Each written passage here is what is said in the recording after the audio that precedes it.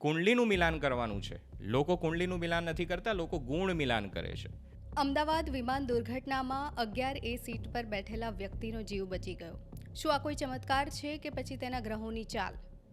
પૂર્વ મુખ્યમંત્રી સ્વર્ગીય વિજય રૂપાણીજીનું 12-6 connection. Lucky number કઈ રીતે અનલકી સાબિત થયો? શું અંકોની ભાષા પાછળ કોઈ મોટું રહસ્ય છે જેનાથી આપણે અજાણ છે? આજના મારા ગેસ્ટ છે વાસ્તુ કન્સલ્ટન્ટ અને બર્થ ચાર્ટ એનાલિસ્ટ હાર્દિક વ્યાસ. અમુક ગ્રહો એવા છે જેનું નામ લેતા લોકો ડરી જાય છે કે અચ્છા આ ગ્રહ મારી કુંડલીમાં છે તો શું મને કેટલું નુકસાન કરશે. એ 7 બાબત એવી છે ને કે જેના દ્વારા ડાયવોર્સ થાય. આ 7 મેટર જોયા વગર તમે મેરેજ કરશો તો ડાયવોર્સ નિશ્ચિત છે. જનૂન સાથે કે પોતાની જીદ સાથે એ લવ મેરેજ કરશે, પણ એ બ્રેક પણ થશે. તો કે જીવનનું અસલી સુખ, સાચું સુખ, કે ટોપ પર તમને લઈ જાય, કે ફાઇનાન્શિયલી તમને બહુ સ્ટ્રોંગ બનાવે, તો એકમાત્ર શનિ છે. ઉપાયથી જીવન નથી બદલાતું. યજ્ઞ કરો, ભગવાનને પૂજા કરો, ભગવાનને માનો, પણ એવું એ રીતે ના માનશો કે માનવાથી મારા કામ થઈ જશે.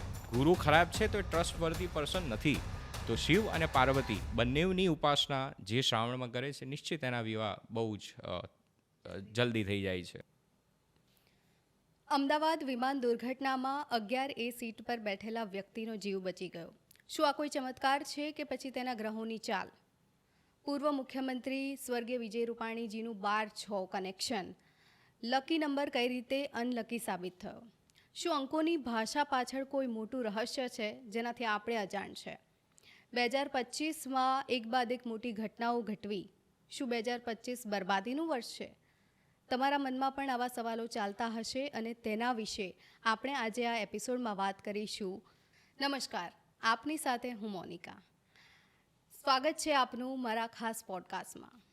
આજના મારા ગેસ્ટ છે વાસ્તુ કન્સલ્ટન્ટ અને બર્થ ચાર્ટ એનાલિસ્ટ હાર્દિક વ્યાસ. હાર્દિકભાઈ, ખૂબ ખૂબ સ્વાગત છે આપનું મારા પોડકાસ્ટમાં.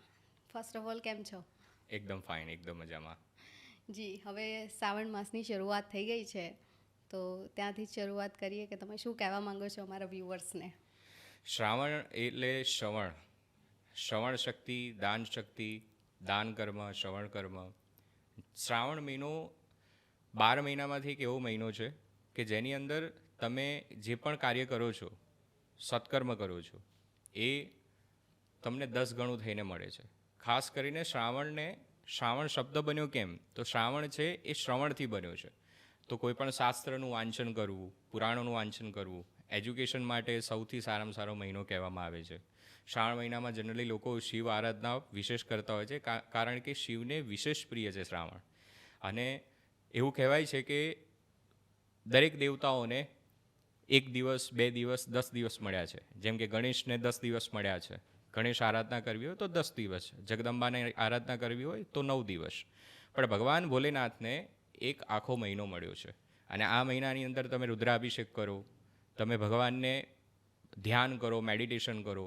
જે પંચાક્ષર મંત્ર છે, ઓમ નમઃ શિવાય, મહામૃત્યુંજય મંત્ર છે, એનું તમે ઉપાસના કરો, એની પૂજા કરો, એના દ્વારા ભગવાન શિવને પ્રસન્ન કરવાનો પ્રયત્ન કરો, તો નિશ્ચિત ભગવાન શિવ મહાદેવ પ્રસન્ન થાય છે. એના સિવાય પણ શ્રાવણ મહિનામાં લોકો બિલીપત્ર ચડાવતા હોય છે.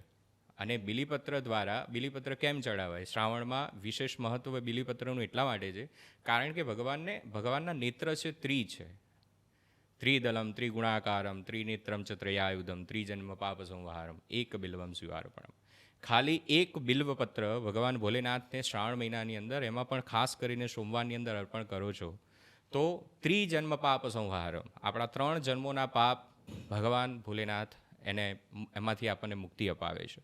તો શ્રાવણમાં હું એટલું જ કહીશ આપના દર્શક મિત્રોને કે આ મહિનાનો ઉપયોગ કરો. અને આ મહિનાની અંદર જો ભગવાન ભોલેનાથ ઉપર આસ્થા હોય, વિશ્વાસ હોય, કે તમારા જન્મકુંડલીના કોઈ પણ પ્રકારના ગ્રહો છે, એ ગ્રહોના દોષોમાંથી મુક્તિ જોઈતી હોય, તો ખાલી માત્ર ને માત્ર ભગવાન ભોલેનાથ ઉપર દૂધ અને જલનો અભિષેક કરી અને એક બિલીપત્ર અર્પણ કરી દેજો. ચોક્કસ ભગવાન ભોલેનાથ તમને એમાંથી મુક્ત કરશે. ખાસ તો શ્રાવણ મહિનો આવે એટલે કહેવાય કે જે લોકોના લગ્ન ના થતા હોય એ લોકો એવું ઈચ્છે કે હું શ્રાવણ રહું અને મારી ઈચ્છા પૂરી થઈ જાય, તો એમના માટે તમે શું કહેવા માંગો છો? શ્રાવણ મહિનો તમે જોશો ને તો ઓગસ્ટ કે સપ્ટેમ્બરની આસપાસ આવે છે. ઓગસ્ટ મહિનાની અંદર સૂર્ય છે ને એ કર્ક રાશિનો છે. જેમ કે અમાસ, જ્યારે શ્રાવણ પહેલાંની જે અમાસ આવે, જે 24 તારીખે ગઈ, તો 24 તારીખે જે અમાસ છે એ દિવસે ચંદ્ર અને સૂર્ય સિંહ રાશિમાં આવશે, કર્કમાંથી સિંહ રાશિમાં આવશે. સિંહ એટલે સૂર્યની રાશિ થઈ. અને આ સમયની અંદર જેના પણ વિવાહ નથી થતા, કેમ કે સૂર્ય છે એ પંચમ ભાવનું જન્મકુંડલીની અંદર પંચમ ભાવને રૂલ કરે છે, 5th હાઉસને. તો જેના પણ લગ્ન વિશેષ નથી થતા એમને શિવ અને શક્તિ બંનેની આરાધના કરવી જોઈએ. શિવ શક્તિની આરાધના જ્યારે કરે છે, શિવને દૂધ જલ અર્પણ કરે છે અને મા પાર્વતીને શૃંગાર અર્પણ કરે છે, તો નિશ્ચિત એમને એક સારું પાર્ટનર મળે છે. અને એટલા માટે જ શ્રાવણ પહેલાં તમે જુઓ તો ગૌરી વ્રત આવે. એ સૂર્ય જ્યારે સિંહ રાશિમાં હોય ત્યારે જ ગૌરી વ્રત આવે છે. તો આ એક પરંપરા નથી, પણ આ એક વિજ્ઞાન છે કે સૂર્ય જ્યારે સિંહ રાશિમાં આવે અને એ સમયની અંદર અષાઢ પછી શ્રાવણ આવે ત્યારે બધા વ્રતની શરૂઆત થાય.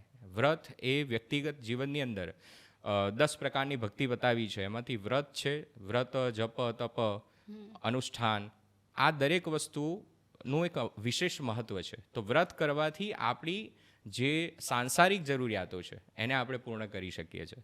તો શિવ અને પાર્વતી બંનેની ઉપાસના જે શ્રાવણમાં કરે છે, નિશ્ચિત એના વિવાહ બહુ જ જલ્દી થઈ જાય છે. અને ભગવાન મહાદેવ અને પાર્વતી નો જો આશીર્વાદ મળે તો એવું જ પાત્ર મળે છે, માં સતી જેવું, અને એવી જે જોડી બને છે, શિવ પાર્વતીની જોડી જેને કહેવાય. એટલે જેમને પણ શિવ જેવો વર જોઈતો હોય એ આ ઉપાય કરે એમ. ખાલી શિવ જેવો વર નહીં, સતી જેવી પત્ની જોઈતી હોય. હા, એટલે જેમને સતી જેવી પત્ની જોઈતી હોય એ છોકરાઓએ પણ આ કરવું જોઈએ. બિલકુલ. હવે આપણે લગ્નની વાત કરી તો મારા એક સવાલ એ થાય છે કે લગ્ન કરતાં પહેલાં જન્માક્ષર મેળવે છે લોકો, અને જન્માક્ષર મેળવે છે, કહેવામાં આવે કે આટલા ગુણ મળ્યા છે, બહુ સારી રહેશે લાઈફ. પણ અત્યારના સમયમાં આપણે જોઈએ કે ડિવોર્સ વધી રહ્યા છે. બિલકુલ. તો જો જન્માક્ષર પહેલેથી જ મેળવવામાં આવતા હોય અને ડિવોર્સ અત્યારે થઈ રહ્યા છે, તો પછી જન્માક્ષર મેળવવાનો મતલબ શું? એટલે કે આપણે એવું કહી શકીએ કે જન્માક્ષર મેળવ્યા પણ કંઈ ફરક ના પડ્યો, એટલે એસ્ટ્રોલોજી તો ખોટું ઠર્યું ને આ રીતે. તો કોઈ પણ શાસ્ત્ર છે, કોઈ પણ પુરાણ છે જે આપણા ઋષિ મુનિઓએ રચ્યું છે, એ ક્યારે પણ ખોટું નથી હોતું. હા, બની શકે કે એનો ઉપયોગ આપણે પ્રોપર નથી કરી રહ્યા. જન્માક્ષર મેળવવાનો મૂળ તાત્પર્ય શું છે?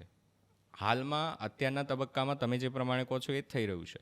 ગુણાંક મેચ કરશે, 18થી ઉપર આવ્યું, મંગલ નથી, શનિ નથી, કરો કંકુના, મેરેજ માટે યોગ્ય છે.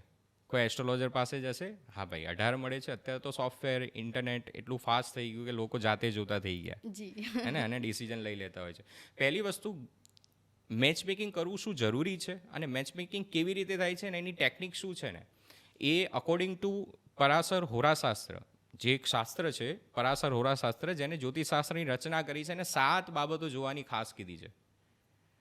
પતિ પત્ની, એ ચાહે પતિ હોય કે પત્ની હોય, એ 7 બાબત એવી છે ને કે જેના દ્વારા ડાયવોર્સ થાય. આ 7 મેટર જોયા વગર તમે મેરેજ કરશો તો ડાયવોર્સ નિશ્ચિત છે. ડાયવોર્સ થવાના 7 કારણ ટૂંકમાં એમ કહી શકીએ. ફર્સ્ટ, પહેલું કારણ શું છે? ડાયવોર્સ ત્યારે થાય છે, સંબંધ ખરાબ ત્યારે થાય છે જ્યારે મ્યુચ્યુઅલ ટ્રસ્ટ ના હોય, વિશ્વાસ ના હોય. હવે જે પર્સન છે એની અંદર જુપિટર છે, ગુરુ છે, એ નીચનો થાય કે ખરાબ થાય તો ડેફિનેટલી ડાયવોર્સની સ્થિતિ બનશે જ. ગુરુ ખરાબ છે તો એ ટ્રસ્ટ વર્ધી પર્સન નથી, તો એ જોવું જરૂરી છે. બીજું કે ફર્સ્ટ હાઉસ. ફર્સ્ટ હાઉસ શું છે કે એ જાતકના એથિક્સ છે, કે કેટલો એ એથિકલ છે. 10th હાઉસ એથિક છે. કુંડલીનું મિલાન કરવાનું છે. લોકો કુંડલીનું મિલાન નથી કરતા, લોકો ગુણ મિલાન કરે છે. ગુણને અને કુંડલીને કોઈ લેવા દેવા નથી. નક્ષત્ર અને એનું ચરણ સેમ આવે તો સેમ નક્ષત્ર ચરણ સાથે સેમ ગુણ મળે. તો ફર્સ્ટ ટ્રસ્ટ. બીજા નંબરે શું જોવું પડે? બીજું જોવું પડે છે નેચર. મેરેજ પહેલાં નેચર બહુ સારો લાગે, કેમ કે બંને એકબીજાને બધું સારું જ બતાવતા હોય. હે, હું તારા માટે આમ કરી શકું છું, હું તારા માટે સિતારા તોડીને લાવી શકું છું, તું કહીશ હું કરીશ, ચાંદ તારા તોડીને લાવું છું. આ બધી જ વસ્તુ મેરેજ પહેલાં થતી હોય છે, કારણ કે બંનેની ઈચ્છા છે મેરેજ કરવાની. અસલી નેચર, રિયલ નેચર એ વ્યક્તિના ઘરની અંદર ખબર પડે છે કે એનો કેવો છે, એનો સ્વભાવ. તો સ્વભાવના કારણે. ત્રીજું છે કે ભાઈ બધું જ બરાબર છે, પ્રેમ એટલો છે, ફેમિલી સારું છે, બધું જ બરાબર, પણ ફાઇનાન્શિયલ સિચ્યુએશન્સ નથી સારી, ફ્યુચરમાં ખરાબ થઈ રહી છે. ઘણા કિસ્સાઓમાં એવું જોવા મળે કે મેરેજ પહેલાં બહુ જ સારી હોય છે, ફાઇનાન્શિયલી ગ્રોથ થતો રહે છે. એની પાછળનું એક કારણ છે, કોઈ પણની બર્થ ચાર્ટની અંદર સેકન્ડ હાઉસ છે ને, એ એનું પોતાનું ફાઇનાન્સ ડિસાઇડ કરે. મારા લાઈફની અંદર મારી પાસે કેટલું ફાઇનાન્સ રહેશે હું મારા સેકન્ડ હાઉસથી જોઈશ, પણ મારા સ્પાઉસ આવ્યા પછી, મારા પાર્ટનર આવ્યા પછી ફાઇનાન્શિયલ કન્ડિશન કેવી રહેશે ને, એ 8th હાઉસ ડિસાઇડ કરે છે, 8મો ભાવ. કેમ કે 7 થી 8 થયો, તો 8th હાઉસ ડેમેજ હોય એવી પર્સનાલિટી જોડે તમે મેરેજ કરશો તો ડેફિનેટલી તમારું ફાઇનાન્સ મેરેજ પહેલાં સારું છે, મેરેજ પછી ફાઇનાન્શિયલ સર્કમસ્ટાન્સીસ સાવ બદલાઈ જશે. સારા પણ બની શકે, ખરાબ પણ બની શકે. તો 8th હાઉસ જોવું ખાસ જરૂરી છે. એના પછી શું આવે કે બધું જ સારું છે, ફાઇનાન્સ સારું છે, બધું જ સારું છે, પણ હેલ્થ ડેમેજ થઈ તો વ્યક્તિની વચ્ચે પ્રેમ પણ એટલો છે, પણ હેલ્થ સારી નથી રહેતી. એક પર્સનને, એક મેલને ફિમેલ માટે સ્ટ્રગલ ક્યારે કરવું પડે? જ્યારે ફિમેલની હેલ્થ સારી ના રહે, અથવા ફિમેલને મેલ માટે સ્ટ્રગલ ક્યારે કરવું પડે? જ્યારે મેલની હેલ્થ ખરાબ થાય, હેલ્થ ડેમેજ થતી હોય. હેલ્થ માટે જોવું પડે છે 12th હાઉસ, 6th હાઉસ અને 8th હાઉસ. એ ખરાબ હોય તો હેલ્થ ડેમેજ થાય તો મેરેજ લાઈફ ડિસ્ટર્બ થવાની જ છે. બરાબર.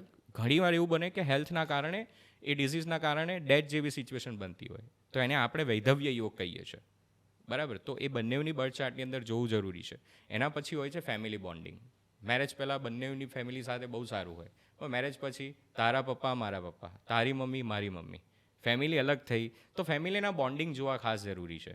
આ 7 વસ્તુને જોઈ લે, કરિયર છે, ફેમિલી બોન્ડિંગ છે, પછી એકબીજાને સપોર્ટિવ હોય, જેમ કે બંનેનું કરિયર ગ્રો કરે, બંને એકબીજાને સપોર્ટિવ હોય તો મેરેજ ડેમેજ નહીં થાય.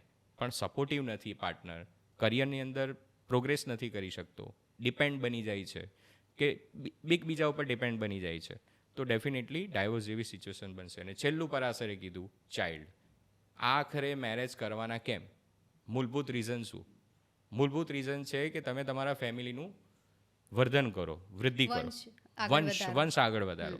તો ચાઇલ્ડ નથી, સંતાન નથી, કે સંતાન તરફથી સુખ નથી, તો ક્યાંક ને ક્યાંક મેરેજ લાઈફ બ્રેક થતી જોવા મળે છે. તો આ 7 પેરામીટર છે, એના થ્રુ મેચ મેકિંગ કરવાના હોય છે. પણ જનરલી મેચ મેકિંગ ખાલી ગુણાંકના આધારે કરે છે ને, એટલે ડાયવોર્સ થાય જ છે. તો શું આપણે એવું જાણી શકીએ કે કઈ વસ્તુમાં આગળ જઈને પ્રોબ્લેમ આવશે, કે આ લોકોના બંનેના મેરેજ થશે તો કઈ વસ્તુમાં પ્રોબ્લેમ આવે એવું આપણે જાણી શકીએ? બિલકુલ. અને એમાં કોઈ સેકન્ડ પર્સનની જરૂર જ નથી.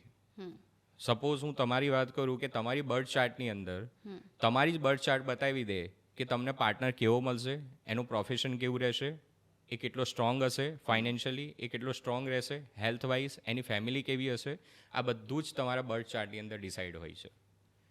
અને જાણી શકાય છે કે તમને ક્યારે મળશે, કેવું હશે, ક્યાંથી હશે, એ પણ જાણી શકાય છે. અને તમે જે પ્રશ્ન કર્યો કે શું એ વસ્તુ જાણી શકાય છે કે સ્ટ્રગલ કેવી આવશે, બિલકુલ. એને કહેવાય છે દશા અંતરદશા. સપોઝ એક એક્ઝામ્પલ આપું કે 12th હાઉસની દશા સ્ટાર્ટ થતી હોય. 12th હાઉસ શું છે? તો લોસ છે. 12th હાઉસ શું છે? વિદેશ છે. 12th હાઉસ શું છે? તો હાનિ છે, ડેમેજીસ છે, જે એના લાઈફમાં આવવાના છે.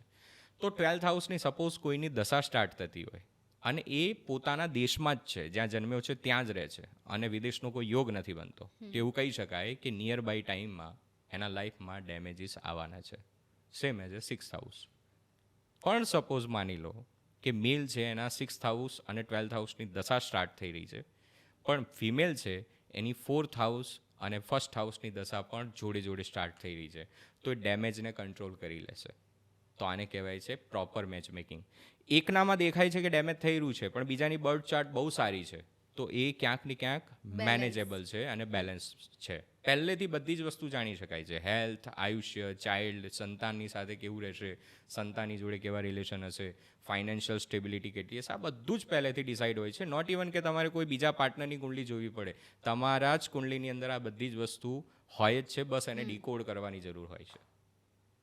તો જે રીતે તમે વાત કરી કે એક વ્યક્તિના ગ્રહો સારા હોય અને બીજું વ્યક્તિ સાથે એનું જોડાણ થાય, મેરેજ થાય, તો બંનેની બેલેન્સ લાઈફ થઈ જાય, તો એવું મતલબ લવ મેરેજમાં તો એવું આપણે પ્રિડિક્ટ ના કરી શકીએ, કારણ કે એ લોકોએ સીધા લવ મેરેજ જ કર્યા હોય, તો પછીથી તો ખ્યાલ આવે ને કે આ લોકોની લાઈફમાં શું પ્રોબ્લેમ છે એમ. બિલકુલ. જો લવ મેરેજ કર્યા હોય કે લવ મેરેજ કરવાના હોય તો લવ મેરેજ પણ પહેલેથી ડિસાઇડ હોય છે. અચ્છા. 5th હાઉસ છે ને એ લવ છે. હાર્ડલી તમે કોઈની સાથે જોડાશો, રિલેશનમાં આવશો અને પછી તમે મેરેજ કરશો ને તો 5th અને 7th હાઉસનું કોમ્બિનેશન બને છે કે રિલેશન બને છે. સપોઝ મેષ લગ્નની કુંડલી બને છે, એમાં 5th હાઉસમાં 5 નંબર આવશે, તો 5 નંબર છે એ સૂર્યનો છે. 7th હાઉસમાં શુક્ર આવશે, 7 નંબર છે. શુક્ર અને સૂર્યનું કોમ્બિનેશન બન્યું, એકબીજાને જોવે છે, એકબીજાની ઉપર એસ્પેક્ટ છે કે બંને સાથે બેઠા છે, કાં તો 5th લોર્ડ 7thમાં છે, 7th લોર્ડ 5thમાં છે, ડેફિનેટલી 100% એ લવ મેરેજ જ કરશે. અને લવ મેરેજ કરશે ને તો જ એની લાઈફ બહુ જ બેસ્ટ રહેશે. પણ સપોઝ માની લો કે 7th હાઉસ કે 5th હાઉસ ડેમેજ થયું છે તો લવમાં લઈ જાય ખરો, મેરેજ સુધી ના પહોંચવા દે. તો લવ મેરેજ હોય તો એ પણ ડિસાઇડ હોય છે કે લવ મેરેજ થયા પછી કરશે અને એના પછી એની લાઈફ સારી જશે કે ખરાબ જશે. અમુક કોમ્બિનેશન એવા છે કે બ્રેક કરાવે, મેરેજ બ્રેક કરાવે. બ્રેક કોણ કરાવે? બ્રહ્મા લઈ જાય બ્રેક કરાવે. જેના 5th હાઉસમાં રાહુ છે, રાહુ 5મે બેઠો છે અને યા તો 5th લોર્ડ છે એ 6, 8, 12માં છે, તો મેરેજ લવ મેરેજ થશે એ પોતાના એમ કહેવાય કે એક જનૂન સાથે કે પોતાની જીદ સાથે એ લવ મેરેજ કરશે, પણ એ બ્રેક પણ થશે. તો ત્યાં બ્રેક દેખાય છે. ત્યાં એસ્ટ્રોલોજર એમને ગાઈડ કરી શકે કે બેટા લવ મેરેજ મત કરના. યા તો પછી એવું બને કે એમને કંઈક ઉપાય બતાવી શકે કે તમે આ કરો તો એનાથી પ્રોબ્લેમ ના આવે. તમને એક સાચી વાત કહું તો ઉપાય જ્યોતિષની અંદર છે જ નહીં. અચ્છા. એક જ ઉપાય છે. બિફોર ધ ટાઈમ તમને ખબર પડે અને તમે એક્શન નથી લેતા અથવા એક્શનની અંદર થોડુંક કસ્ટમાઇઝ કરો છો તો એ ટળી શકે છે. તો જનરલી એવું બનતું હોય છે કે આ ઉપાય આપણે કરીએ તો એનાથી જે પણ પ્રોબ્લેમ થવાનો છે લગ્ન પછી એ નહીં થાય. એટલે મોટા ભાગના જ્યોતિષ આવું જ કહેતા હોય છે કે આપણે ઉપાય કરી દઈશું કે કોઈ વિધિ કરી દઈશું અને એનાથી તમારા લગ્ન જીવનમાં જે તકલીફ આવવાની છે નહીં આવે.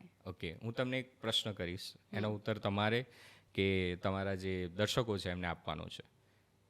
તમને ખબર છે મહાનમાં મહાન જ્ઞાની અને મહાનમાં મહાન ઋષિ એ વિશ્વામિત્ર હતા. બરાબર? શ્રી રામચંદ્ર ભગવાન વખતે વિશ્વામિત્ર હતા. શ્રી રામચંદ્રને 14 વર્ષનો વનવાસ થયો તો વિશ્વામિત્રએ એવો ઉપાય નહીં બતાવ્યો હોય. અચ્છા, રામ તો સ્વયં ભગવાન હતા ને, જી. શું એમના એ સંકટને ટાળવા માટેનો રામચંદ્ર પાસે કોઈ ઉપાય નહીં હોય? કૃષ્ણ જે માતા પિતાથી દૂર રહ્યા 11 વર્ષ ને 52 દિવસ ગોકુલની અંદર રહ્યા, તો શું કૃષ્ણએ કોઈ એવા ઉપાય નહીં કર્યા હોય કે માતા પિતા નજીક આવી જાય? એમના માતા પિતા જેલમાં હતા, જ્યારે એ તો સાક્ષાત ભગવાન સાક્ષાત ભગવાન હતા. ઉપાય શું છે? ઉપાય આપણા મનને શાંત કરવા માટેની એક ક્રિયા છે, એક વસ્તુ છે કે એમને એ તમને તરત સડન એક વસ્તુ ઇફેક્ટ કરે છે કે તમારા મનને શાંત કરી દે છે, મનને ભરોસો આપી દે છે ઓલ ઇઝ વેલ. ઉપાયથી જીવન નથી બદલાતું. અને જ્યોતિષ શાસ્ત્ર શું છે? જ્યોતિષ શાસ્ત્ર સપોઝ કે તમે કોઈ રસ્તા ઉપર જઈ રહ્યા છો અને પહેલેથી તમને ખબર પડી જાય કે યાર ઓકે સામે ખાડો છે, તો તમે તમારું ગાડીનું સ્ટીરિંગ થોડું ફરાવીને નીકાળી શકો છો. આ જ જ્યોતિષ શાસ્ત્ર છે. 5 કરોડ રૂપિયા મેં ઇન્વેસ્ટ કર્યા અને પછી હું એસ્ટ્રોલોજર પાસે ગયો કે સાહેબ લોસ થયો છે, આને કવર કરી દો. દુનિયાનો કોઈ એસ્ટ્રોલોજર નથી કે કવર કરી આપે, નોટ ઇવન ભગવાન. પણ 5 કરોડ ઇન્વેસ્ટ કરતા પહેલાં તમે એસ્ટ્રોલોજર પાસે જાઓ છો કે ટાઈમ સારો છે કરું ઇન્વેસ્ટ, તો એસ્ટ્રોલોજર ગાઈડ કરશે કે હમણાં રહી જાઓ ને ભાઈ, થોભો દશા નથી સારી ચાલી. તો આ મેઇન ઉપાય છે. લોકો ઉપાય માગે છે કે ઉપાય આપો, ને અત્યારે તમે સ્ક્રોલ કરો ને इंस्टाग्राम पर फेसबुक ऊपर तो उपाय જ ઉપાય છે. थोड़ा नमक अपनी जेब में रख दो, अरे किराने की दुकान में बहुत सारे नमक ठेले में भरे हुए हैं, नमक रखने से आपकी लाइफ नहीं चेंज होगी. गाय को घास चारा खिला दो. ગાયને ઘાસ ચારો ખવડાવો એ આપણો ધર્મ છે. ગાય આપણી માતા છે, ખવડાવો તમે પ્રેમથી ખવડાવો, સંસ્કૃતિ છે. યજ્ઞ કરો, ભગવાનને પૂજા કરો, ભગવાનને માનો, પણ એવું એ રીતે ના માનશો કે માનવાથી મારા કામ થઈ જશે. અને નહીં થાય એટલા માટે જ એસ્ટ્રોલોજી ઉપરથી, આ એસ્ટ્રોલોજી જે જ્યોતિષ શાસ્ત્ર છે, વિજ્ઞાન ઉપરથી આપણો ભરોસો એટલા માટે જ ઉઠવા લાગ્યો છે કે ઉપાય કરીએ છીએ પણ ફરક ના જ પડે ને. તમારી દશા અનુકૂળ નથી, ફરક નથી પડવાનો. તો ઉપાયથી જીવન નથી બદલાતું. ખાલી એક જ વસ્તુ, મેરિડ લાઈફમાં પ્રોબ્લેમ આવવાનો છે. એની પહેલાં હું મારા એક ક્લાયન્ટનું એક્ઝામ્પલ આપીશ, ડિસ્ક્લોઝ નહીં કરું નામ, કેમ કે અમે NDA સાઇન કરતા હોઈએ છીએ. એકચ્યુઅલી એમના બર્થ ચાર્ટની અંદર મને દેખાયું કે 6th હાઉસની દશા એક્ટિવેટ થઈ રહી છે. મેરેડ લાઈફ ઓલરેડી સ્ટ્રગલમાં હતી. અંતરદશા હતી 6th હાઉસની અને 12th હાઉસની. 6th અને 12th હાઉસની દશા અંતરદશા હતી. મેં એમને કીધું કે થોડા ડાયવર્ઝન થશે અથવા એવું થશે કે તમે અલગ થશો. મને કે ઉપાય શું? મેં કીધું એક કામ કરો, તમે 2.5 મહિના માટે ખાલી તમે તમારા પિયરમાં જતા રહો, બરાબર? 2.5 મહિના પછી આવી જજો, વેકેશન કરવા જઉં છું એવું કરીને. એ જતા રહ્યા. 2.5 મહિના બહુ સારો સમય રહ્યો. એક ડિસ્ટન્સ આવી ગયું, કેમ કે ગ્રહોએ કીધેલું કે ડિસ્ટન્સ આવવાનું છે. તો ડિસ્ટન્સ યા તો આપણે લાવી દઈએ, યા તો ગ્રહો લાવશે કોર્ટ થ્રુ. ઓકે, તો કોર્ટ થ્રુ નથી લાવવું તો શું કરીશું? આપણે જ લાવી દઈશું, જાતે લાવી દઈએ. જાતે જ લાવી દઈશું. તો આ છે કર્મ અલાઇનમેન્ટ ટેકનિક. તો આ બેસ્ટ ઉપાય છે. એટલે જે સોશિયલ મીડિયા પર આમ જોઈએ ને આપણે કે અતિરેક વધારે છે, મતલબ કે માહિતી અતિ જ છે એમ કોઈ પણ જગ્યાએ આપણે જોવા જઈએ. વચ્ચે થોડા સમય પહેલાં તમે જ્યારે અત્યારે વાત કરી મીઠાવાળી, થોડા સમય પહેલાં જ એક એવો રીલ વાયરલ થઈ હતી કે એમાં હલ્દી નાખો અને એમાં ચંદન નાખો, પછી એને તમે પોતાની વિશ માનીને પછી જ્યાં આપણે સૂતા હોઈએ ત્યાં બેડ નીચે જે બાંધેલું હોય એ મૂકી દેવાનું. અને આવું દર ગુરુવારે કે સોમવારે કરવાનું અને પછી એની વિશ પૂરી થઈ જશે એમ. ઓકે, તો આ ઉપાય આ રીતના રીલ વાયરલ થઈ હતી. બિલકુલ. તો આ ઉપાયને સૌથી પહેલાં તો પુતિન સુધી પહોંચાડવો જોઈએ. કેમ કે એમને જોઈએ છે, યુક્રેન જોઈએ છે, તો તાત્કાલિક મળી જાય કદાચ. તો યુદ્ધમાં પણ થઈ જાય ને એમ. હા, યુદ્ધમાં પણ થઈ જાય. અને આપણે ઇન્ડિયાની વાત કરીએ તો રાહુલ ગાંધી સુધી પહોંચાડવો જોઈએ. જલ્દી પીએમ બની જશે. પોસિબલ છે? તમને લાગે છે કે કોઈ બેડ નીચે આ મૂકવાથી? સાયન્ટિફિક કોઈ રીઝન નથી આની અંદર, કોઈ તર્ક નથી આની અંદર કે એકચ્યુઅલીમાં આ ઉપાય કરવાથી કેટલો લાભ થશે. પણ લોકોની ડિમાન્ડ એ છે, લોકોને જોઈએ છે જે કે અમને. તમે નહીં માનો, મને પણ મારા સોશિયલ મીડિયા ઉપર મારી જે ટીમ છે એવું જ કહે છે કે આ ઉપાય તમે ઉપાય આપો તો વાયરલ જલ્દી થશો. પણ મારે વાયરલ નથી થવું, કારણ કે મારે કોઈને ભટકાવા નથી. તમારે વાયરલ થવું હોય તો ઉપાય આપી શકો છો. ચોક્કસ હું ઉપાય આપીશ, પણ પ્રેક્ટિકલ ઉપાય આપીશ ખરો. હું તમારા પોડકાસ્ટમાં ઉપાય ચોક્કસ આપીશ, પણ પ્રેક્ટિકલ, જેનાથી રિયલમાં એની લાઈફ ચેન્જ થાય કર્યા પછી. અત્યારે તમે રાહુની વાત કરીને તો મારા મગજમાં એક સવાલ એ આવ્યો કે અમુક ગ્રહો એવા છે જેનું નામ લેતા લોકો ડરી જાય છે કે અચ્છા આ ગ્રહ મારી કુંડલીમાં છે તો શું મને કેટલું નુકસાન કરશે. લાઈક જે લોકોના શનિની 7.5 શરૂ થાય અને પછી એ લોકોને કોઈ જ્યોતિષ કદાચ કહી દે કે તમારે શનિની 7.5 શરૂ થઈ છે કે પછી તમારા જન્માક્ષરમાં શનિનો પ્રભાવ છે, તો એ લોકો વધારે ડરતા હોય છે. તો શું શનિ ખરાબ પરિણામ આપે છે કે પછી શનિ જેના પણ કુંડલીમાં આવે 7.5 દરમિયાન તો શું એને પછડાટ જ અનુભવાય છે? તમને જાણીને આશ્ચર્ય થશે કે જીવનનું અસલી સુખ, સાચું સુખ, કે ટોપ પર તમને લઈ જાય, કે ફાઇનાન્શિયલી તમને બહુ સ્ટ્રોંગ બનાવે, તો એકમાત્ર શનિ છે. શનિથી ડર રાખવાની જરૂર નથી. શનિના કાયદા કાનૂનના પાલન કરવાની જરૂર છે. દરેક ગ્રહો પાસે ગુણ રહેલા છે. જેમ કે સૂર્ય છે, ઓથોરિટી છે. જન્મકુંડલીમાં જ્યાં પણ શનિ હોય ને, એ હાઉસના રિલેટેડ કામ તમારે બહુ જ શાંતિથી વિચારીને ધીરજપૂર્વક કરવા જોઈએ. સપોઝ હું એક્ઝામ્પલ આપીશ. કોઈની બર્થ ચાર્ટની અંદર 1, 4, 7 અને 10 છે, એ આ ભાવમાં શનિ છે, જેને કેન્દ્ર કહેવાય, તો એને હંમેશા એની પર્સનાલિટી ઉપર ફોકસ કરવું જોઈએ. એની પર્સનાલિટીની અંદર ચેન્જ લાવતું રહેવું જોઈએ. ઘર, મકાન અને વાહન ઉતાવળમાં ના લેવું જોઈએ. ડીલે થાય તો શાંતિથી લેવું જોઈએ, વિચારીને. અને મેરેજ છે ને બહુ શાંતિથી કરવા જોઈએ, 33-35 વર્ષ પછી જ. અને બિઝનેસની અંદર પણ બહુ શાંતિપૂર્વક જવું જોઈએ, કેમ કે ત્યાં આગળ શનિ તમારો ટેસ્ટ લે છે. શનિ જે ભાવમાં છે ને ત્યાં ટેસ્ટ કરે છે. બીજું કે શનિ જે હાઉસમાં છે ને એ હાઉસમાં ટેસ્ટ તો કરે છે, પણ એના સિવાય એ ભાવથી તમારે ન્યાયપૂર્વક વર્તવું જોઈએ. સપોઝ 4th હાઉસમાં સેટન છે, 4થો ભાવ છે મધરનો, માતા સાથે તમે અન્યાય કરશો ને તો તમારું જે પ્રોફેશનલ લાઈફ છે ને એ જબરજસ્ત ડિસ્ટર્બ થશે. સપોઝ 1st હાઉસમાં છે, તમે તમારી સેલ્ફ સાથે અન્યાય કરશો, મેરેજ લાઈફ ડિસ્ટર્બ થશે. તમારી પ્રોફેશનલ લાઈફ ડિસ્ટર્બ થશે. એની જ્યાં જ્યાં દ્રષ્ટિ પડે છે ડિસ્ટર્બ થાય છે. હવે સાડા સાતીની વાત કરીએ.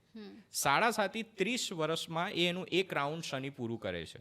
શનિદેવ એકથી લઈ એટલે મેષ રાશિથી લઈ અને મીન રાશિનું જ્યારે એક ચક્ર પૂરું કરે ત્યારે 30 વર્ષ થાય.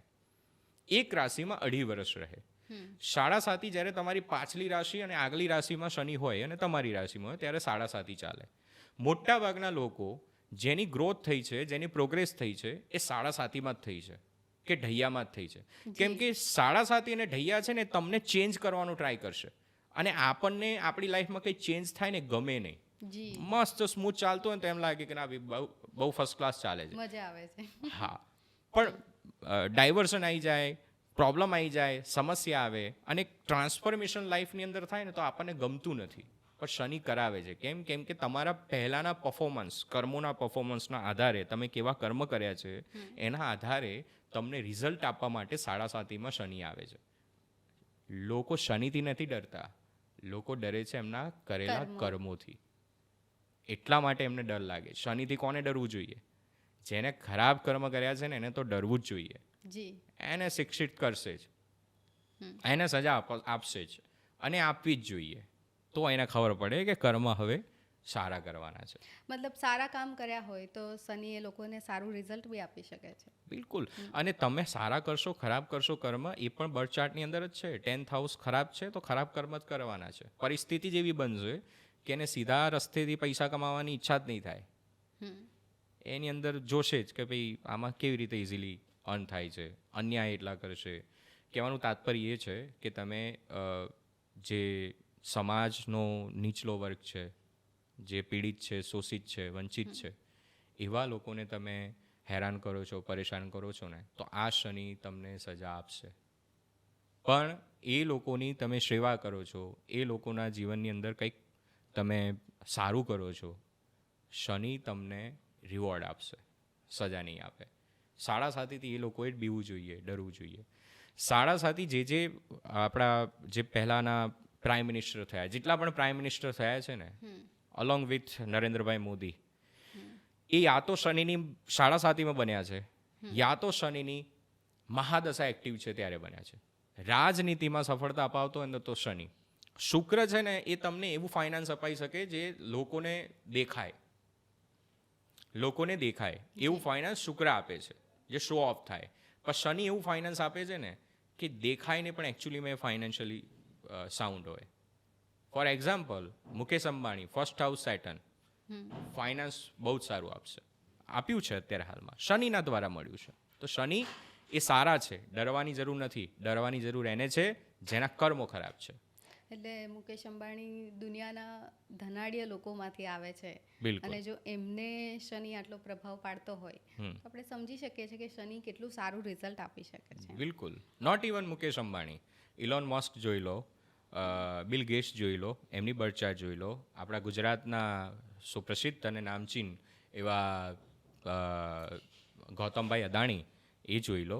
એ બધાને ક્યાંક ને ક્યાંક મની મળ્યું છે ને તો શનિના કારણે મળ્યું છે. પણ બી પેશન્સ, 40 પછી અપાવશે. તમારા જીવનની આધેડ એટલે અડધી ઉંમર પસાર થઈ જશે ને પછી તમને ફાઇનાન્સ અપાવશે ને એવું અપાવશે કે લોંગ લાસ્ટિંગ રહેશે. શનિ તમને પહેલાં એ શીખવે છે કે ફાઇનાન્સને તમે રાખી શકશો કે નહીં, યોગ્યતા અપાવે છે, પછી તમને મની અપાવે છે. મતલબ જીવનના અસલી શિક્ષક આપણે શનિને કહી શકીએ. બિલકુલ. કે જે આપણને એવા પાઠ ભણાવે છે કે આપણનું એક એવું વ્યક્તિત્વ એમાંથી બને છે એમ. બિલકુલ. શનિની સાડા સાતી જ્યારે આવે ને ત્યારે દરેક વસ્તુ બહુ ધીરજપૂર્વક કરવી. ઢૈયા આવે ને ત્યારે બહુ જ શાંતિપૂર્વક નિર્ણય લેવા. ત્યાં ટેસ્ટ કરશે શનિ, એવી ઓપોર્ચ્યુનિટીઝ તમારી જોડે લાવી દેશે. સપોઝ અનમેરિડ પર્સન છે, કોઈ મેરેજ થતા નથી, શનિની સાડા સાતી આવી, બે એની પાસે પ્રપોઝલ આવ્યા. એક પ્રપોઝલ થ્રુ અ ફેમિલી આવ્યું છે, એક પ્રપોઝલ છે કે કોઈ ફ્રેન્ડ થકી એને લવ પ્રપોઝલ આવ્યું છે. 2 પ્રપોઝલ આવ્યા છે. હવે શું કરવું એમાં? ઇમોશનલને ટ્રિગર કરશે, ફેમિલી પ્રપોઝલને શું કરશે? ડિનાય કરશે.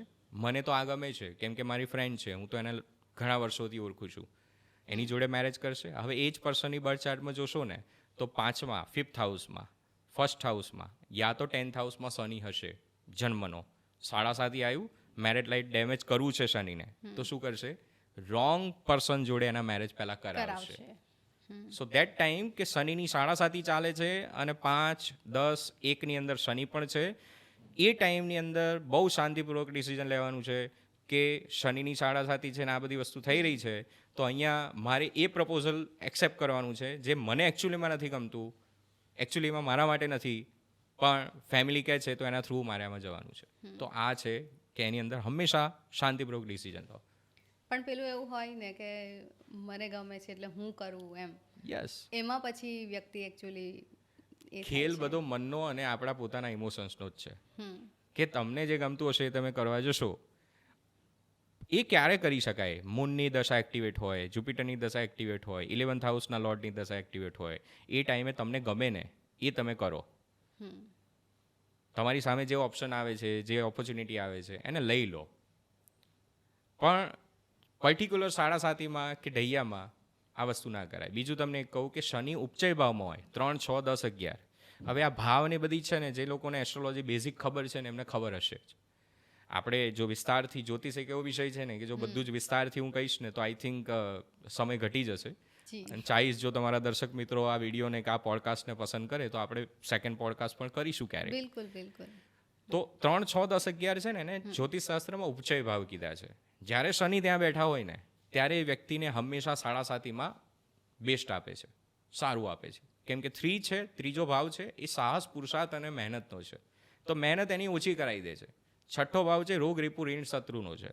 એના દુશ્મનો નથી હોતા, લોન લેવાની જરૂર પડતી નથી, ફાઇનાન્શિયલી બધી રીતે મેનેજ રહે છે.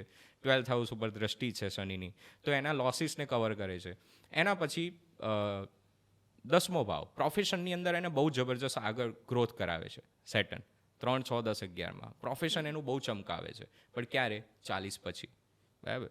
અને એના પછી 11મો ભાવ પ્રોફિટ, લાભ, માન, સન્માન, પ્રતિષ્ઠા બહુ જ સારી અપાવે છે, પણ ક્યારે? 40 પછી. શરત એ છે શનિ ડીલે છે પણ ડિનાય નથી, આપશે જ વિથ પેશન્સ. તમારા ઉપર છે.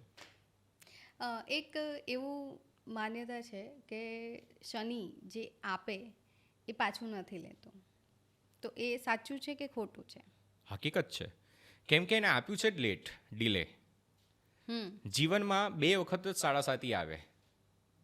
60 વર્ષની આયુ છે, 80 વર્ષની આયુ છે કોઈ પણ વ્યક્તિની, તો એના જીવનમાં 2 જ વખત સાડાસાતી આવશે, ત્રીજી વાર નહીં આપે. પહેલી સાડાસાતીની અંદર શીખવાડે છે જે મેળવવાનું બાકી હતું કેવી રીતે મેળવવું. બીજી સાડાસાતીમાં આપે છે. લેવાની તો કોઈ વાત જ નથી. પણ રાહુ ઊંધું છે, રાહુ આપે પણ છે અને લઈ પણ લે છે. રાહુ એનાથી ઓપોઝિટ છે, આપે છે બહુ તાત્કાલિક, ઝડપી, એકદમ તરત, અને લે છે પણ એકદમ તરત. એટલે તમને ઉપર પણ લઈ જાય અને એટલી જ ગતિથી તમે નીચે પણ આવી જાય. બિલકુલ, રાતોરાત તમારી કિસ્મત ચમકી જાય, રાતોરાત તમારા જેબની અંદર પૈસાનો વરસાદ થઈ જાય, રાતોરાત તમે ફેમ મેળવી લો ને, સમજી લેવાનું, સાવધાન, આ જ વસ્તુ રાતોરાત છીનવાઈ જશે. કેમ કે આ વસ્તુ રાહુએ અપાઈ છે, શનિએ નહીં. એટલે તમે રોડપતિ બી બની શકો છો અને કરોડપતિ બી બની શકો છો. હા, એક સેકન્ડમાં. બિલકુલ. ઘણા લોકોને જન્મ તારીખ તો ખબર હોય પણ એમને જન્મ સમય નથી ખબર હોતો. ઓકે, તો એ લોકોનું આપણે ભવિષ્ય કઈ રીતે પ્રેડિક્ટ કરી શકીએ એમ? કુંડલી. જી, અમારી પાસે પણ ઘણા લોકો આવે છે કે જન્મ તારીખ ખબર છે, જન્મ સમય નથી ખબર. 2 રસ્તા છે. પહેલું તો પ્રશ્ન કુંડલી ઉપર જઈ શકીએ, જેમ કે વ્યક્તિનો જન્મ થવો કે એના પ્રશ્નનો જન્મ થવો, 2 સેમ છે. જ્યોતિષશાસ્ત્ર પ્રમાણે જે સમય એને પ્રશ્ન કર્યો છે એ સમય લઈએ અને એ જે દિવસ છે દિવસની તારીખ લઈએ અને એના આધારે એને ફલાદેશ આપીએ તો એ પણ સત્ય પડતું હોય છે. બીજો રસ્તો એ છે કે જન્મ તારીખ ખબર છે ને તો એ અંક સાથે જોડાઈ ગયો, એના અંક સાથે રિલેશન્સ બની ગયા, તો એના ઉપરથી પણ એનું પ્રિડિક્શન થતું હોય, જેને કહેવાય છે અંકશાસ્ત્ર કે ન્યુમરોલોજી. તો ન્યુમરોલોજીના આધારે પણ એને પૂછી શકાય છે, એને કહી શકાય છે કે તારું ભવિષ્ય કેવું રહેશે, કરિયર કેવું રહેશે, તારા લાઈફમાં ગ્રોથ ક્યારે આવશે, આ દરેક વસ્તુ એના આધારે પ્રિડિક્શન આપી શકાય છે. પણ હા, જો સમય અનુકૂળ મળી જાય, 2-5 મિનિટનો ફરક હોય તો એટલો વધારે ફરક નથી પડતો. સમય મળી જાય ને તો એક્યુરેટ પ્રિડિક્શન મળી શકે છે. કેમ કે અંકશાસ્ત્ર છે ને એ હા, ના, કદાચ, મે બી આવું કહે છે. અંકશાસ્ત્ર મે બી હા ના એ બધી વસ્તુ છે, પ્રશ્નકુંડલીમાં પણ મે બી હા ના આ બધી વસ્તુ છે, પણ જ્યારે એક્યુરેટ ટાઈમ હોય ને તો એમાં તમારી એક્યુરેટ દશા આવે છે. એના આધારે તમને ખબર પડે કે પર્ટિક્યુલર આ ટાઈમ ઉપર આ વસ્તુ થવાની. ઇવેન્ટ્સને આપણે પહેલેથી જોઈ શકીએ છીએ. હવે કેવું છે કે મોડર્નાઇઝેશન બહુ જ વધી ગયું છે. દરેક વસ્તુમાં તમે જુઓ કે લોકો એટલા મોડર્ન બની ગયા છે કે બધી વસ્તુ પોતાના સુવિધા પ્રમાણે કરાવે છે. હવેનો સમય એવો આવી ગયો છે કે હવે લોકો ડિલિવરી પણ પોતાના ટાઈમે કરાવે છે કે ભાઈ અમારે આ તારીખે જન્મ કરાવવો છે બાળકનો. તો એનાથી શું બાળકની લાઈફમાં ફરક પડે? જો જન્મ કેટલા થાય છે, વ્યક્તિના જીવનમાં કેટલા જન્મ છે? જન્મ તો એક જ વાર થાય ને. વાત સાચી છે તમારી. જ્યોતિષશાસ્ત્રના આધારે 3 જન્મ છે. સારાવલ્લી નામનું એક પુસ્તક છે, સારાવલ્લી નામનો એક ગ્રંથ છે. એ ગ્રંથનો 8મો અધ્યાય, એ 8મા અધ્યાયની અંદર જન્મ કયો બતાવ્યો છે. જે સમયે સ્ત્રી પુરુષ સમાગમ કરે, સેક્સ કરે, અને એ સમયની અંદર એ દરમિયાન વીર્ય અને રજ મળે અને એનાથી જે બીજ બને એ પહેલો જન્મ, ફર્સ્ટ બોર્ન. સેકન્ડ બોર્ન કયો? જ્યારે ડિલિવરી થાય. અને ત્રીજો જન્મ કયો? જ્યારે એના લગ્ન થાય. જી. આ 3 છે ને, એ 3 જન્મ પણ કહી શકાય અને 3 પરિવર્તન પણ કહી શકાય. પહેલો મૂળભૂત જન્મ છે ને, એ બીજ થાય ને ત્યારે જ ગણાય છે. અને સારાવલ્લી નામના પુસ્તકમાં એ ગ્રંથની અંદર સ્પષ્ટ લખ્યું છે કે તમે ક્યારે, કયા સમયે, કઈ અવસ્થામાં, તમારી મનોસ્થિતિ કેવી છે, તમારો નેચર કેવો છે, આ બધું જ કેવું છે, એ પરિસ્થિતિ કેવી છે, જે પરિસ્થિતિમાં તમે સમાગમ કરશો કે સેક્સ કરશો એના ઉપરથી ડિસાઇડ થશે કે જે આવનારું બાળક છે એ આવનારું બાળક કેવું રહેશે, એની ફાઇનાન્શિયલ સિચ્યુએશન્સ કેવી રહેશે, મેલ હશે, ફિમેલ હશે, એની પાસે કેટલા પૈસા હશે, એને એના પેરેન્ટ્સ સાથેના રિલેશન્સ કેવા રહેશે, એ જીવશે કે નહીં જીવે, ડિલિવરી થશે કે નહીં થાય, ત્યાં સુધીનું કીધું છે. અત્યારના લોકો ડિલિવરી કરાવે છે પણ એકચ્યુઅલીમાં એનું ફ્યુચર તો એ જ રીતે ડિસાઇડ થશે જે રીતે ફર્સ્ટ બીજ, પહેલી વખત એનું બીજ બન્યું હતું. પણ હા, જે લોકો એ કરાવી રહ્યા છે ને એ લોકો બહુ જ સારું કામ કરી રહ્યા છે.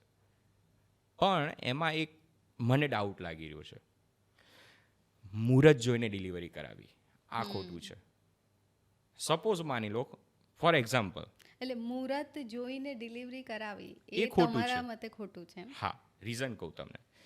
સપોઝ માની લો કે બુધવાર છે, બુધવારનો લગભગ બપોરનો 12 વાગ્યાનો સમય છે, અંદાજિત, આપણે ડિટેલમાં નહીં જઈએ, પણ 12 વાગ્યાનો સમય છે. એ વખતે કાળ ચોઘડિયું ચાલે છે. 12 વાગે બુધવારના દિવસે કાળ ચોઘડિયું છે. દર બુધવારે 12 વાગે કાળ ચોઘડિયું જ આવે, આપણે એવું માની લઈએ. હવે તમે સમજો કે એ સમયની અંદર ડેટ પ્રમાણે અને ટાઈમ પ્રમાણે જોવા જઈએ તો કાળ ચોઘડિયાની અંદર પણ એની જે જન્મકુંડલી બની રહી છે, જન્મ્યા પહેલાંની કુંડલી બની રહી છે ટાઈમની, એમાં શુક્ર બીજા ભાવમાં સ્વગૃહી થઈ રહ્યો છે. પંચમ ભાવની અંદર સૂર્ય છે, ચોથા ભાવની અંદર ચંદ્ર છે, અને 7મા ભાવની અંદર માર્સ બેઠો છે. એની મેરિટ લાઈફ, પ્રોફેશનલ લાઈફ બધું જ બેલેન્સ છે. પણ ખાલી કાળ ચોઘડિયું આવ્યું ને એટલે એમાં જન્મ નથી કરાવો. આને કહેવાશે સુપરસ્ટિશન્સ, અંધશ્રદ્ધા. જો તમારે ખરેખરમાં જન્મ જોઈને કે ડેટ જોઈને કે મુહૂર્ત જોઈને જન્મ કરાવવો છે તો કુંડલી જોઈને કરાવો, મુહૂર્ત જોઈને નહીં. પહેલાં કુંડલી બનાવડાવો, એ કુંડલી પ્રમાણે કેવા સર્કમટેન્સીસ બને છે એના આધારે તમે જન્મ કરાવો. એક એક્ઝામ્પલ આપો, હમણાં જ 7 તારીખથી કેતુ મંગળનું કન્જક્શન ચાલુ થયું, તો 7 તારીખથી લઈને 29 જુલાઈ સુધી કેતુ મંગળ છે. આ પીરિયડની અંદર જે બાળકો જન્મશે, આ સમયની અંદર જે બાળકો જન્મશે, એ બધા જ બાળકોમાં કેતુ મંગળ કન્જક્શન છે ને, એક અલગ પ્રકારનો ડર એમનામાં રહેવાનો છે. ડિપેન્ડ્સ કે કેતુ મંગળ 1, 4, 7, 10માં નથી તો આ છે. તો આ રીતે જોઈને કરાવાય, મુહૂર્ત જોઈને નહીં. જી. હવે તમારું એક વાસ્તુમાં પણ તમે એક્સપર્ટ છો અને કન્સલ્ટન્ટ તરીકે તમે ઘણા બધા કામ કરો છો. વાસ્તુ માટે મારે એમ પૂછવું છે કે કોઈનું વાસ્તુ સારું હોય કે ખરાબ હોય તો શું એ વ્યક્તિની જીવન બદલી શકે? કે અમીર વ્યક્તિને ગરીબ બનાવી દે, કે પછી કોઈ ઝૂંપડીમાં રહેતું વ્યક્તિ હોય એને અમીર બનાવી દે, એવું પોસિબલ? વાસ્તુનો જે શબ્દ છે ને, એ વાસ્તુ એટલે વાસ અસ્તુ, જ્યાં તમે રહો છો એ સ્થાન. એ ચાહે નાનું છે કે મોટું છે. ઘણા એવું પ્રશ્ન કરે કે મારે તો ફ્લેટ છે, સ્ટુડિયો એપાર્ટમેન્ટ છે, જેમાં એક હોલ હોય, એક કિચન હોય, સિમ્પલ નાનું, તો શું એમાં વાસ્તુ લાગે? અને એ તો જમીનથી ઉપર છે. તમે બિલીવ નહીં કરો, વિશ્વકર્મા પુરાણની અંદર ઘરના કે રહેવાના સ્થાનના 14 પ્રકાર બતાવ્યા છે. 14 પ્રકારના ઘર હોઈ શકે. પહેલું જેને આપણે કહીએ મંદિર. મંદિર એટલે પથ્થરથી બનેલું ઘર. મંદિર એટલે ટેમ્પલ નહીં. જે ઘર પથ્થરથી બને છે એને મંદિર કહેવાય. બીજું છે ભવન. પાકી ઈંટોથી બનેલું ઘર ભવન કહેવાય. મોટું હોય એને ભવન કહેવાય. પછી તમે અમુક ઘર એવા જોયા હશે કાચી ઈંટોથી બનેલા હોય, એમાં કોઈ સિમેન્ટ કે એનો ઉપયોગ નથી કર્યો, કાચી ઈંટોથી જસ્ટ બનાવી દીધા છે કે માટીથી બનાવેલા છે, તો એ ઘરને સુમન કહી શકાય છે. સુમન. એના પછી છે સુધાર.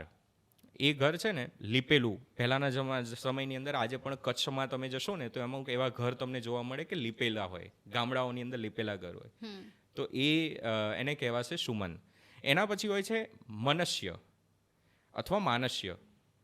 ઇન્ડિયા છોડી દો, ઇન્ડિયા પછીના બીજા અમુક કન્ટ્રી છે, દેશ છે, જેમ કે USA છે, કેનેડા છે, બરફ વધારે પડે છે, તો એ લોકો સિમેન્ટના ઘર ઓછા બનાવે, એ લોકો બનાવે છે લાકડાના ઘર. તો લાકડાના ઘર છે માનસ્ય. એના પછી ચંદન. હવે ચંદન એમ કહીએ ને એટલે આપણને એવું લાગે ચંદનથી બનાવેલા ઘર. નહીં, ખેતરની અંદર હાઈટ ઉપર એક લાકડીના ટેકા ઉપર હાઈટમાં બનાવેલું ઘર હોય તો એને કહેવાય છે ચંદન. એના પછી છે વિજય. પહેલાંના સમયમાં રાજા મહારાજો યુદ્ધ કરવા જતા અને યુદ્ધ કરીને થાકી જાય ને, સાંજ પડે ને એટલે એમના તંબુમાં આવી જાય, તો જે કપડાથી બનાવેલો તંબુ હોય ને એને કહેવાય છે વિજય. એના પછી છે કાલિમ. ઘાસથી બનાવેલા ઘર. આ તમે જોયા હશે, જેને તમે હમણાં જે શબ્દ કીધો ઝૂંપડી, ઘાસથી બનાવેલા ઘર, તો ઝૂંપડી. અને પછી છે કર. તમને ખબર છે કે એવું કયું ઘર છે કે જેની અંદર વાસ્તુના રૂલ્સ લાગુ નથી પડતા?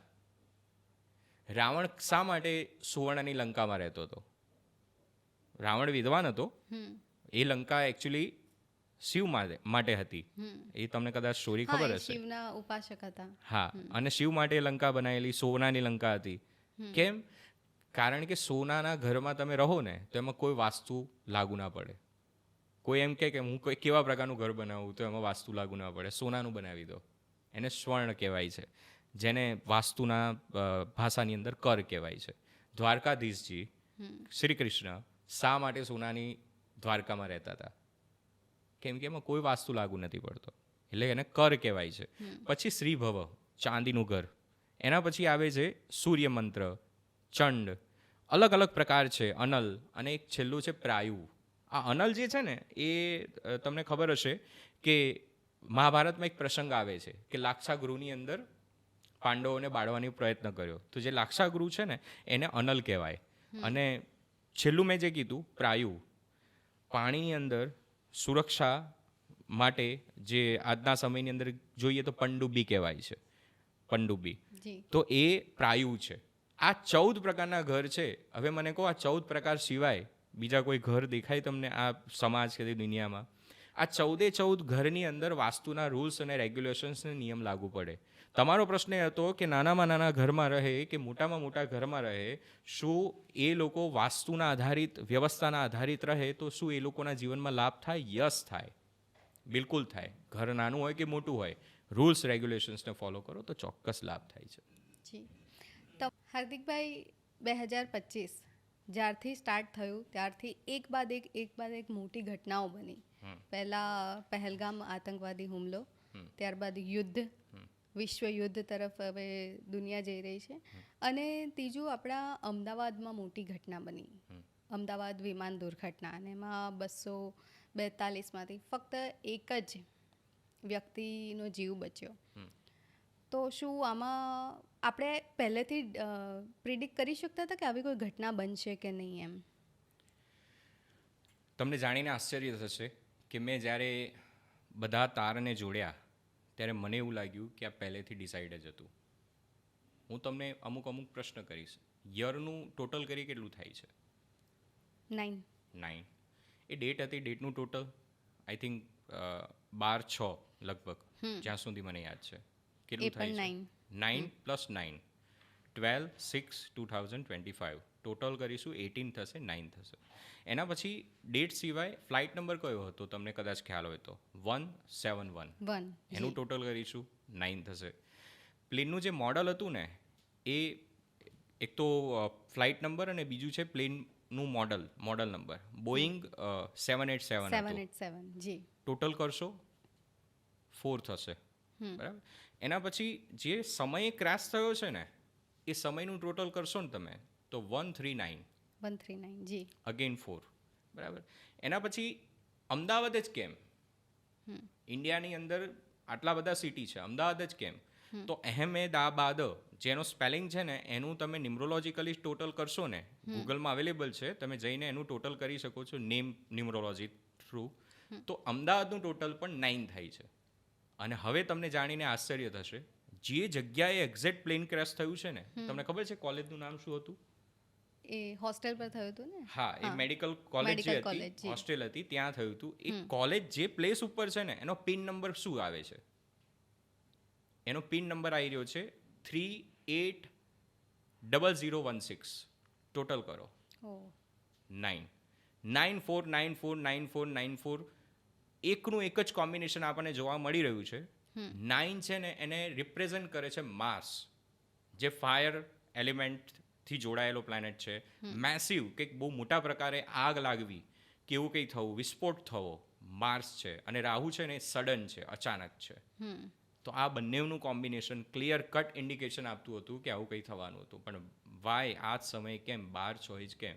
રીઝન કે જ્યારે વૈદિક જ્યોતિષ પ્રમાણે માર્સ છે એ કેતુના અલાઇનમેન્ટમાં આવ્યો, એના કારણે આ વસ્તુ બની. 9 છે એ માર્સ છે, 4 છે રાહુ છે. મંગળ અને કેતુનું અલાઇનમેન્ટ એટલે બંનેની યુતિ થતી હતી અને એટલા માટે જ આ સમયની અંદર આ વસ્તુ બની. બહુ દુઃખદ ઘટના જી, હતી, બિલકુલ. ગંભીર ઘટના હતી. પણ એ ઘટનાની અંદર એક વસ્તુ એવી બની છે કે આજે પણ લોકોનો પ્રશ્ન બની ગયો છે જી કે એક પર્સન જે હા. ડેથ થઈ, હવે ટોટલ ડેથનો કેલ્ક્યુલેશન કરીએ ને તો તમે કીધું કે 241 થઈ રહ્યું છે. 242 અગર એ ના બચ્યા હોત તો 242 એ જી. પણ 9 થાત. પણ ત્યાં 8 આવી ગયો. એને એના કર્મોએ બચાવ્યો છે, પહેલું. બીજું કે જે સીટ ઉપર બેઠો હતો એ 11 એ 11, એને આપણે 1 કેલ્ક્યુલેટ કરીએ છીએ. 11 એટલે 111 થઈ ગયા. તો એને પહેલાથી જ એટલે જે સમયે એક્સિડન્ટ થયો ને એ સમયે ઈશ્વર પાસે માગ્યું હશે, હે ગોડ, હે ભગવાન મને બચાવી લે. એની ઈચ્છાને વિશને પૂરી કરી દીધી. એટલા માટે આજે પણ એ 11 માટે અગર દરેક પ્લેન જે ફ્લાઇટ છે એની અંદર પહેલો ટ્રાય જ કરે છે કે એ 11ની સીટ મળી જાય કે આપણે બચી જઈએ. તો આ એક ન્યુમરોલોજીકલી અને વૈદિક જ્યોતિષ પ્રમાણે આ ઘટના પહેલેથી ડિસાઇડ હતી. તમે આ બધું જ કેલ્ક્યુલેટ કરો તો. જી. અને 2025 જો આ પ્રમાણેનું રહ્યું છે કે મોટી મોટી દુર્ઘટનાઓ થઈ, સ્વાભાવિક છે આપણને એવું થાય કે 2026 કેવું રહેશે? જે લોકો અમને ફોલો કરે છે ને, વ્યાસી એસ્ટ્રોલોજીને કે મને ફોલો કરે છે, એ લોકોને ખબર છે કે 2025 સ્ટાર્ટ થતાં પહેલાં જ અમે પ્રિડિક્ટ કરી દીધેલું કે 2025 ખરાબ રહેવાનું. કેમ કે પાછલા રેકોર્ડને ચેક કરો ને, 9 નંબર જ્યારે આવે ને ત્યારે મેસિવ કંઈક તો કરાવે છે. અને હજુ પૂરું નથી થયું, હજુ બાકી છે. અભી પિક્ચર આધા પૂરા હુઆ है, आधा तो अभी बाकी है. અભી પિક્ચર બાકી હે મેરે દોસ્ત. હા, અભી પિક્ચર બાકી है. પણ 2026નું વર્ષ ખૂબ જ સારું રહેશે. 1 નંબર આવે છે. 1 નંબર જ્યારે આવે ત્યારે એ વર્ષ લોકોની ઈચ્છાઓને ફૂલફિલ કરે છે, સત્તા અપાવે છે. જોબની અંદર થોડીક ડિસઅપોઇન્ટમેન્ટ રહેશે. જે લોકો જોબ કરી રહ્યા છે એમના ફિલ્ડની અંદર ચેન્જ જરૂર લાવશે, પણ એટલા લાવશે કારણ કે એ લોકોને ઓથોરિટી તરફ લઈ જાય છે. રાજસત્તાની અંદર બહુ મોટી પરિવર્તન દેખાઈ રહી છે 2026માં.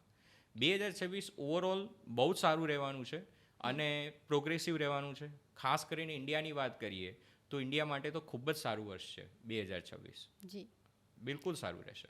સત્તા, પાવર, પોઝિશનની તમે વાત કરી ત્યારે મારા મનમાં એક સવાલ એ થાય છે કે સત્તા પર જે લોકો છે કે હાઈ પ્રોફાઇલ જે લોકો છે, શું એ લોકો એસ્ટ્રોલોજીમાં માને છે? સૌથી વધારે એ લોકો માને છે. કેમ કે એ ત્યાં પહોંચ્યા છે ને તો એમના કર્મોથી નથી પહોંચ્યા, એમના ભાગ્યથી પહોંચ્યા છે. જ્યારે પણ ટોપ પર કોઈ પર્સન હોય ને ત્યારે એને ડર લાગે. ડર શેનો? ટોપ પર જવાનું નહીં, નીચે નીચે પડવાનો. આવવાનું. તો એ લોકો સૌથી વધારે માને છે. અને અમુક પર્સનાલિટી જો તમે પરમિશન આપો તો હું અહીંયા બોલી શકું ઓન જી કેમેરામાં. બિલકુલ બિલકુલ. તમે અમિતભાઈ શાહને ઓબ્ઝર્વ કરજો, એમના હાથ હંમેશા સ્ટોનથી ભરેલા હોય છે. બિલકુલ સાચી વાત છે. ઇટ મીન્સ કે એ એસ્ટ્રોલોજીમાં ફૂલ ઓફ બિલીવ કરે છે. અને એમના પર્સનલ એસ્ટ્રોલોજર કોઈક તો હશે જ. બધા કરે છે બિલીવ, પણ પાછળના દરવાજાથી કરે છે. શો નથી કરી શકતા, કહી નથી શકતા, પણ કરે છે પણ બધા કરે જ. તો છે જ. બિલકુલ. અને એનાથી જ તમે બદલી શકો છો જીવન. આ એક અંતિમ સત્ય છે. જી. આમ તો મોટા ભાગે મારા બધા પ્રશ્નોનો જવાબ મળી જ ગયો છે. આઈ હોપ કે વ્યુઅર્સને પણ એમના પ્રશ્નોનો જવાબ મળી ગયો હોય. અને કદાચ ન મળ્યો હોય તો હું એવું કહીશ કે કોમેન્ટ કરશે તો હું ચોક્કસ પ્રયત્ન કરીશ, મારી ટીમ ચોક્કસ પ્રયત્ન કરશે કે એમને હું ઉત્તર આપી શકું. તો તમારો જે પણ સવાલ હોય તમે અમારી કોમેન્ટ બોક્સમાં લખી દેજો. કદાચ બને તો અમે આનો સેકન્ડ પાર્ટ પણ લાવવાનો પ્રયત્ન કરીશું. અને થેન્ક યુ સો મચ કે તમે મને તમારા પોડકાસ્ટની અંદર એઝ અ ગેસ્ટ બોલાવ્યો. મને ખૂબ જ ગમ્યું અને બહુ સારું કામ તમે કરી રહ્યા છો. લોકોના જે અસલ પ્રશ્ન છે એને તમે સામે લાવી રહ્યા છો. એ બદલ મોનિકાજી હું તમારો ખૂબ ખૂબ આભારી છું. Thank you so much. Thank you.